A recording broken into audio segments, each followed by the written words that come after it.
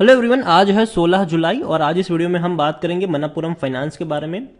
88 रुपए का ये शेयर है और देखा जाए तो कुछ खास परफॉर्मेंस नहीं दिखाया है इसने, बल्कि लगातार ये टूट रहा है और गिरावट जो है वो काफी बड़ी है। यहाँ पर वीडियो में डिस्कस करेंगे मनप्पुरम फाइनेंस को लेकर कि खरीदारी के मौके बन भी रहे हैं कि नहीं, और जो रिजल्ट्स इसके आ सकते हैं उसके बारे में भी हम बातचीत करेंगे और क्या खबरें यहाँ पर चल रही है वो भी डिस्कस करेंगे। लेकिन उससे पहले अगर आपने अभी तक चैनल को सब्सक्राइब नहीं किया है तो प्लीज अभी इसे सब्सक्राइब कर लीजिए, क्योंकि आगे भी बहुत सारे वीडियोस हैं जो आपको काफी ज्यादा हेल्प करेंगे। तो 88 रुपीज का शेयर है मनप्पुरम फाइनेंस का और पिछले एक महीने में अगर हम देखें तो पिछले एक महीने में मनप्पुरम फाइनेंस के शेयर में जहां शुरू हुआ वहीं खत्म हो गया। इस बीच 91 रुपीज का हाई देखा और 82 रुपीज का लो भी हमने देखा। लेकिन एक साल की अगर हम बात करें तो पिछले एक साल में मनप्पुरम फाइनेंस में 52% से भी ज्यादा की गिरावट है और 82 रुपीज का लो एक साल का सबसे बड़ा लो है। 221 रुपए से ये लगातार टूट रहा है और कहीं पर भी ये रुकने का नाम नहीं ले रहा है। ऑलमोस्ट 60% तक ये टूट चुका है अभी के वक्त में अगर हम देखें तो इसके हाई से, क्योंकि 221 रुपए का हाई था इसका। 10 साल की अगर हम बात करें तो पिछले 10 साल में मनप्पुरम फाइनेंस के शेयर में तकरीबन 170% का ग्रोथ है। देखो, 10 रुपए का शेयर था, तेजी बनी, गिरावट देखने को मिली थी हमें 2018 में गिरावट देखने को मिली थी। कोविड के वक्त भी हमें दोबारा ये टूटता हुआ नजर, और काफी बड़ी गिरावट हमने देखी दोनों ही बार। कोविड के वक्त भी 190 रुपए से टूटकर ये 110 रुपए तक ये पहुंच गया था। इस बार तो भैया गिरावट और ज्यादा है, 221 से ये कोविड के लेवल से भी नीचे टूट चुका है। इससे पहले भी अगर हम देखें तो 2018 में ये जो शेयर है ये 75 रुपए के भी नीचे चला गया था, लेकिन वापस वहां से बाउंस बैक दिखाया था इसने। इस बार देखते हैं कि जो सपोर्ट है वो 75 रुपए का बन पाता है कि नहीं, और क्या वहां तक टूटेगा भी कि नहीं, वो भी एक बड़ा सवाल है। दूसरी ओर अच्छी खबर यहां पर यह है कि मनप्पुरम फाइनेंस का जो बोर्ड है उन्होंने फंड रेजिंग का अप्रूवल दे दिया है। 770 करोड़ रुपए की फंड रेजिंग यहां पर होनी है, और जो फंड रेजिंग होगी वो नॉन कन्वर्टेबल डिबेंचर के थ्रू होगी और प्राइवेट प्लेसमेंट की चीजें यहां पर की जाएगी।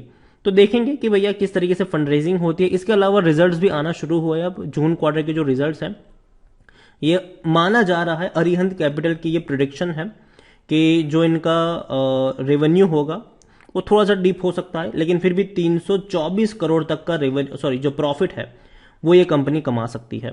अरिहंत कैपिटल की ये भविष्यवाणी, देखते कि क्या होगा इसका आने वाले दिनों में। लेकिन अगर हम पिछले क्वार्टर की बात करें तो पिछले क्वार्टर में इनका जो प्रॉफिट था वो सिर्फ 260 करोड़ का था। तो अगर वाकई में ये अगर 324 करोड़ का प्रॉफिट कमाते हैं तो पिछले क्वार्टर के मुकाबले तो अच्छा ही रहेगा ये। पिछले क्वार्टर में इनका जो प्रॉफिट था ये 260 करोड़ का था मार्च क्वार्टर में, और जो रेवेन्यू था वो 1480 करोड़ के आसपास देखने को मिल रहा था। यहां पर प्रमोटर की बहुत कम होल्डिंग है, 35% के आसपास की होल्डिंग है। लेकिन दूसरी ओर एफआईएस ने बड़ी बिकवाली करी थी। अगर आप देखो तो दिसंबर क्वार्टर में 34-35% की होल्डिंग थी, एक ही क्वार्टर में 29% के आसपास हो गई, मतलब 5% की बिकवाली हुई थी यहां पर।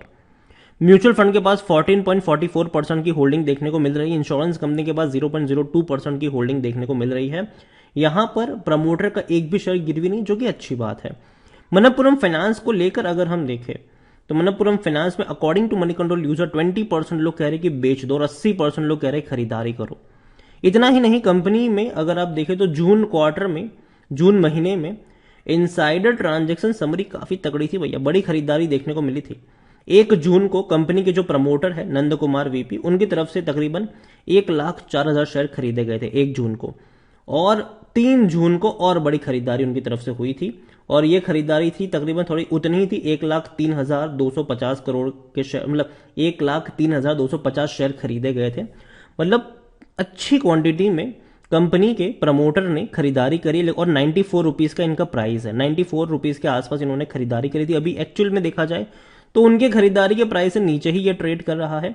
रेवेन्यू में डेफिनेटली तेजी देखने को मिली, लेकिन हम धीरे धीरे डिप होता नजर आया था। 2022 में सिर्फ 6,000 करोड़ का ही इनका रेवेन्यू हुआ था, जो इससे पहले 6,300 करोड़ था। प्रॉफिट की भी कुछ ऐसी ही हालत है। 2021 में 1,724 करोड़ का जो प्रॉफिट था वो घट के 1,328 करोड़ रहा, और यही वजह है कि शेयर लगातार टूट रहा है पिछले एक सालों से। और दूसरी ओर अगर हम बात करें तो इस बार का जो प्रिडिक्शन, अगर वाकई में कंपनी ने 324 करोड़ का प्रॉफिट कमाया तो मेरे हिसाब से ये अच्छा संकेत होगा, खराब संकेत नहीं होगा। लेकिन फिर भी मैं ये नहीं कहूंगा कि जाके खरीद लो, क्योंकि हर बार एक चीज हमें देखने को मिलती है कि नतीजे आने के बाद प्रॉफिट बुकिंग हल्की फुल्की देखने को मिलती है, और नतीजे एक्स्ट्रा ऑर्डिनरी भी आप नहीं कह सकते हो, एवरेज कह सकते हो। खरीदारी करने का सही मौका है, क्योंकि शेयर ओवरबॉट जोन में नहीं है, कोई भी रेड फ्लैग नजर नहीं आ रहा है। पी जो है वो काफी सस्ता हो चुका है, 5.62 का है, जबकि सेक्टर पी 18 का है। तो पहली चीज तो ये कि शेयर महंगा तो नहीं है, और यही वजह है कि 93% एनालिस्ट जो है वो खरीदारी करने की बात यहां पर कर रहे हैं। डिविडेंड अच्छा पे कर रहा है, लॉन्ग टर्म में पैसा बना है, और करंट प्राइस कम है, मतलब सस्ता जरूर मिल रहा है। अब मैं डिविडेंड की तरफ अगर आपको ले चलूं, तो डिविडेंड इस बार ऑलरेडी 2 बार पे किया है। पहले 75 पैसे का पे किया था फरवरी में, और मई में 75 पैसे। इससे पहले 2021 में भी 3 से 4 बार ये डिविडेंड पे कर चुका है, लेकिन हर बार 75 पैसे का ही यहां पर डिविडेंड मिला है। तो मनप्पुरम फाइनेंस देखा जाए तो अच्छा डिविडेंड पेइंग शेयर जरूर है। होल्डिंग की अगर हम बात करें तो अगेन प्रमोटर की होल्डिंग कम है, डेफिनेटली 35% की होल्डिंग है, लेकिन देखना रहेगा क्योंकि जून में प्रमोटर के द्वारा खरीदारी भी हमें देखने को मिली है, तो डेफिनेटली प्रमोटर की होल्डिंग आपको बढ़ती हुई नजर आ सकती है जब अगला क्वार्टर के अपडेट्स आएगा हमें।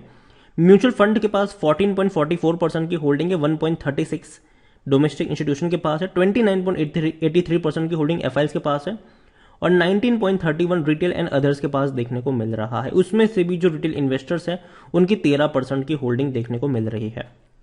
तो ओवरऑल मनप्पुरम फाइनेंस, पहली चीज तो ये कि शेयर पे खराब नहीं है, लेकिन हाँ कभी भी हाई प्राइस पे नहीं खरीदना चाहिए।